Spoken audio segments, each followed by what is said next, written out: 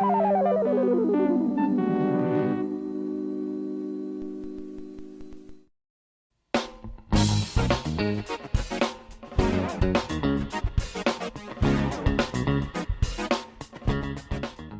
boys and girls, this is your old friend RJ City, and this is the Hollywood Squared Circle, where we talk about wrestling episodes of non-wrestling shows, and today we are talking about Night Court, Season 2, Episode 17, entitled Battling Bailiff.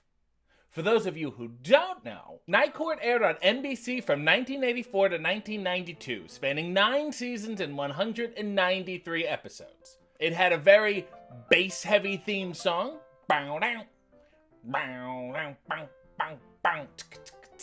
and it starred Harry Anderson as Harry, the judge, John Larroquette as Dan, the prosecutor, Ellen Foley as Billy, the public defender, Richard Mole as Bailiff Bull Shannon, Selma Diamond as Bailiff Selma Hacker, and Charles Robinson as Mac, the court clerk. And yeah, this is season 2, so there's no Marky Post and there's no Marsha Warfield.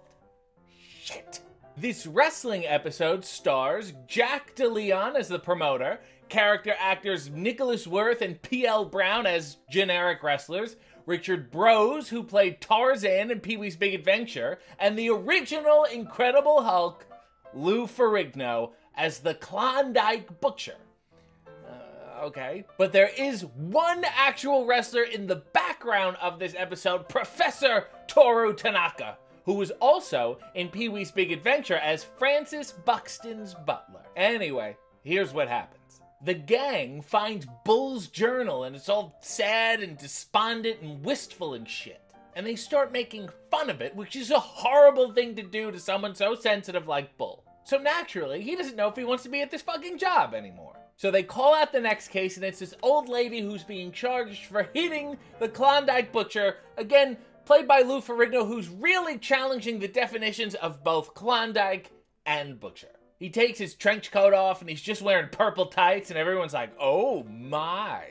Anyway, the old lady got carried away during the matches and she started beating the shit out of the Klondike Butcher with a chair. And of course, it turns out that the Butcher and the promoter are a couple theatrical fancy lads and they really don't want to get hurt at all. The old lady goes to hit the Klondike Butcher again, but then Bull steps in and picks up Lou Ferrigno and carries him out of the way. So the promoter is like, oh my, what incredible strength this bailiff has. Here's my card, if you want to wrestle, you can make a shitload of money. So Bull is like, well, this is it, fuck the court, this is my calling, I'm gonna wrestle. So Bull fucking books it and starts training to wrestle.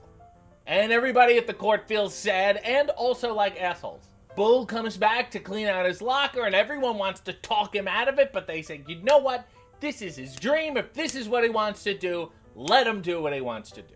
But Selma wants no part of it because she thinks it's stupid. Bull just finished body slam class and he's like, hey, I have tickets to my first match. You guys want to come see? Cut to the show, which is apparently at Madison Square Garden in front of 20,000 people. Backstage, the idea is that all the wrestlers are burly, but actually really touchy, sensitive thespians. Which is like, okay, we get it, wrestling's fake, but why does everybody have to sound like me? Out of nowhere, the whole gang just casually strolls backstage. The wrestlers are like, you can't be here. And they're like, no, it's okay, we're friends with Bull. And they're all like, who the fuck is Bull? And they're like, oh, you mean the battling bailiff? And then Bull walks out in this navy blue tights outfit with a hat and a gold cape and handcuffs on his belt. I don't know why he didn't just big boss man it. Anyway, everybody's like, Bull, you look like an idiot, but good luck. So Bull goes to have his match. It turns out that Dan cut a deal with the promoter to get 25% of Bull's business, which, again, is not how wrestling works at all. And then this wrestler's like, hey, all you guys can just watch the match backstage on this TV. So one, why are all the wrestlers okay with this casual gang of strangers who just waltz backstage? Two, this is just a cheap-ass Ponzi scheme to have the match without actually showing it, so they could save the episode's budget on not having to do a ring and an arena and that whole setup, and that is such a scam. So now they're all watching the match, meaning we're watching them watch the TV. So Bull gets in the ring and the bell rings and then he just stands there. And everybody's like, what the fuck? And Dan is like, don't worry, I'm sure it's all part of the show. It's not like he's leaving the ring. And then a wrestler grabs the script and he's like, this actually isn't in the script. And then Bull actually does get up and just leave the ring. So now Dan is all pissed since he's clearly going to lose a lot of money. And then Bull comes backstage and everybody's like, Bull, what the hell was that? And it turns out that Bull started wrestling in the first place just to get love and attention from his friends. And he was hoping at some point one of them would talk him out of it. He's made a mistake, he loves his friends, and he wants to come back to work. So it was all just a big, sad misunderstanding, and the only person who got legitimately fucked here is Dan. And then Selma actually does show up, and she's like, I wouldn't have missed this for the world. And then Bull's like, aw, my friends really do love me. And then Bull and Selma leave to go get dinner. What time did the show start? Well, that was the wrestling episode of Night Court. This has been the Hollywood Squared Circle, and I've completely wasted your time.